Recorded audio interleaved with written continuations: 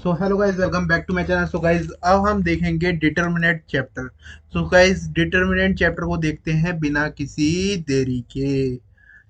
So I hope कि आपने पहले के सारे लेक्चर्स देखे होंगे और आपको समझ में भी आ रहा होगा। डिटर्मिनेंट देखो, डिटर्मिनेंट मतलब दादा, क्योंकि दादा दादा है, इसलिए क्या कंडीशन रखता है वो डिटर्मिनेंट हर समय वैलिड होता है। किसके लिए? एक स्क्वायर मैट्रिक्स के लिए। क्योंकि मैट्रिक्स होती है वो किसी के लिए भी वैलिड होती है, मगर डिटर्मिनेंट जो होता है वो हर समय वैलिड किसके लिए होता है? एक बस हमारे एक स्क्वायर मैट्रिक्स के लिए। Square matrix in the sense कि जिसमें नंबर ऑफ रोज और नंबर ऑफ कॉलम जो है हमारे वो बराबर हो।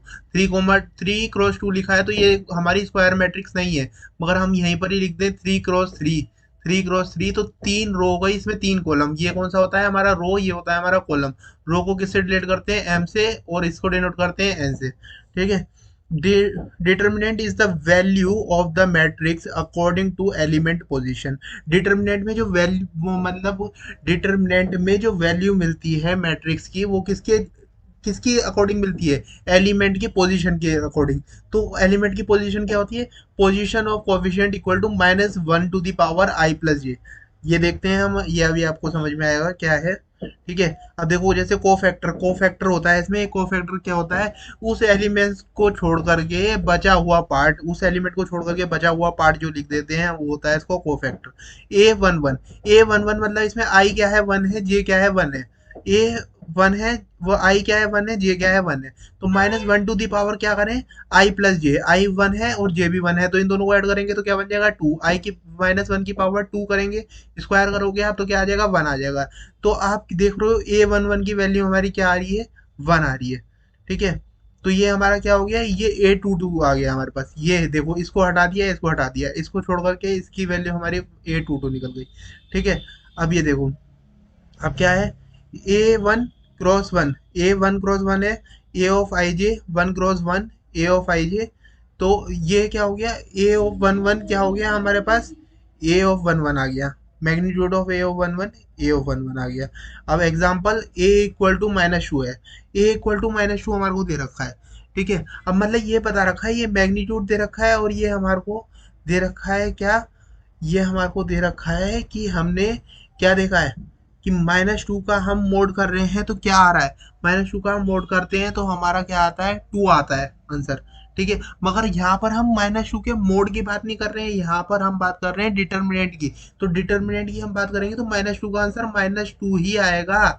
ये नहीं है -2 का आप मोड देखोगे तो हमारा क्या आ जाएगा? क्या आ जाएगा? 2 आ जाएगा आंसर, क्योंकि वो हर समय क्या देता है? Value positive. मगर यहाँ पर भैया बात हो रही है डिटर्मिनेंट की, तो -2 भी लिखा है तो आंसर हमारा -2 ही आएगा। ये नहीं है कि ये मोड लगा हुआ है, आप मोड समझो। मोड नहीं है, वो डिटर्मिनेंट की बात हो रही है यहाँ पर। ठीक है। आई होप कि आपको ये समझ में आया हो। ठीक है। अब देखो, ये क्या है? एक मैट्रिक्स है 2 क्रॉस 2 की, मतलब एक डिटर्मिनेंट है। ये डिटर्मिनेंट का सिंबल है। मैट्रिक्स में हमारा ये होता है। ठीक है। डिटर्मिनेंट की में होता है तो ये होता है। तो ये हमारे पास डिटर्मिनेंट है 2 क्रॉस 2 का।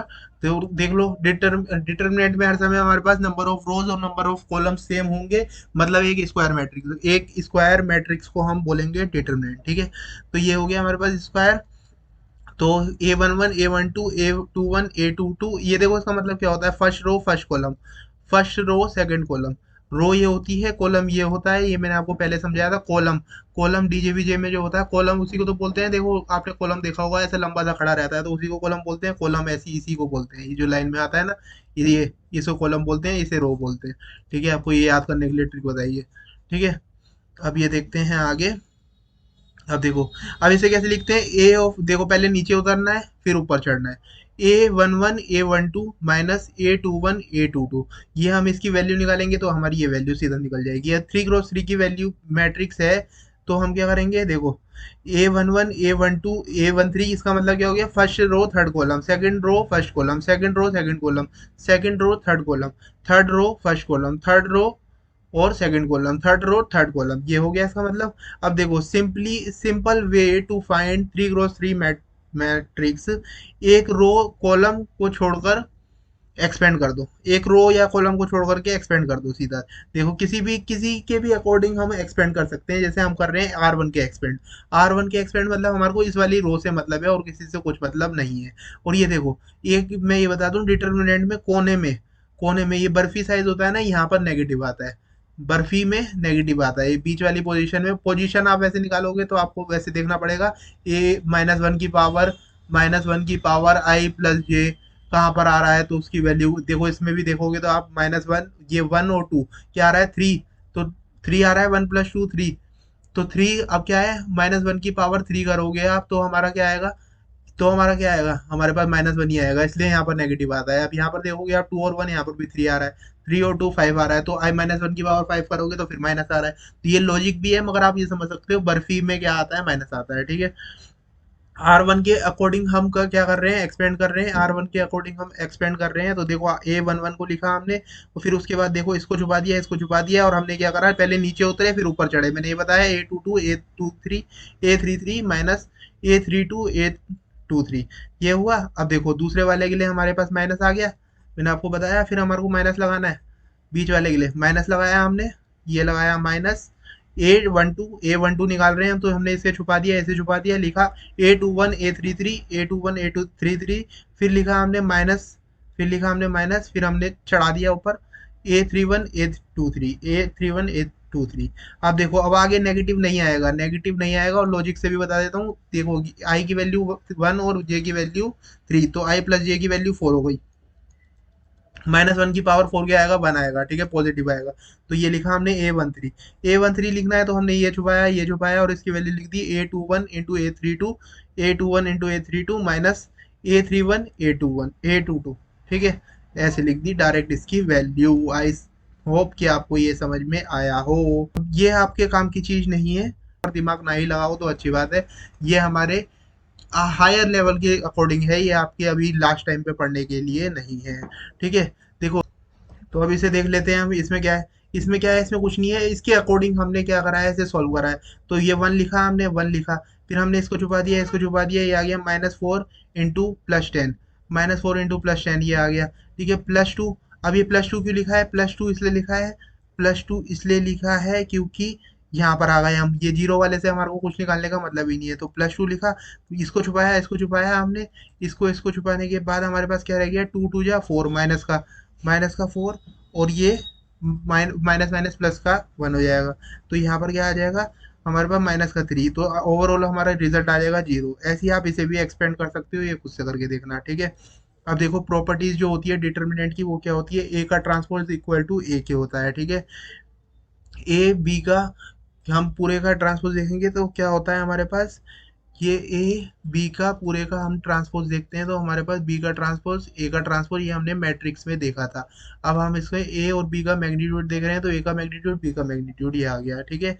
Magnitude of A equal to 0 होगा तो हम बोलेंगे ये सिंगुलर मैट्रिक्स है।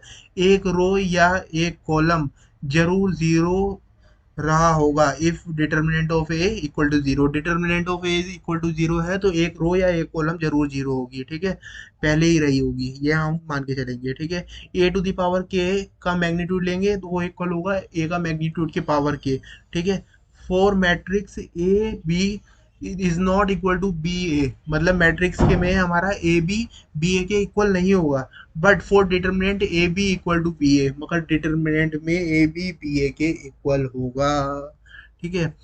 पहले बी ए लिखो या ए बी लिखो तो वो दोनों चीज इक्वल होगी। देखो जैसे कि एग्जांपल है, ये ए लिख रखा है हमने, A1234, ये बी लिख रखा है 4201, ठीक है। अब ये हम कर रहे हैं ए बी मतलब इसको इससे मल्टीप्लाई कर रहे हैं, ए बी कर रहे हैं तो हमारे पास ये आ रहा है -8, और बी ए कर रहे हैं तो हमारे पास क्या आ रहा है, हमारे पास आ रहा है -8, ठीक है। डिटर्मिनेंट कर रहे हैं जब डिटर्मिनेंट कर रहे हैं जब ये आ रहा है, मगर हम जब ए बी का मल्टीप्लाई कर रहे हैं तो हमारे पास ये मैट्रिक्स बन रही है, बी ए का कर रहे हैं तो ये बन रही है, जो कि इक्वल नहीं है, ठीक है, जो कि इक्वल नहीं है वो हमारे को दिखाई दे रहा है।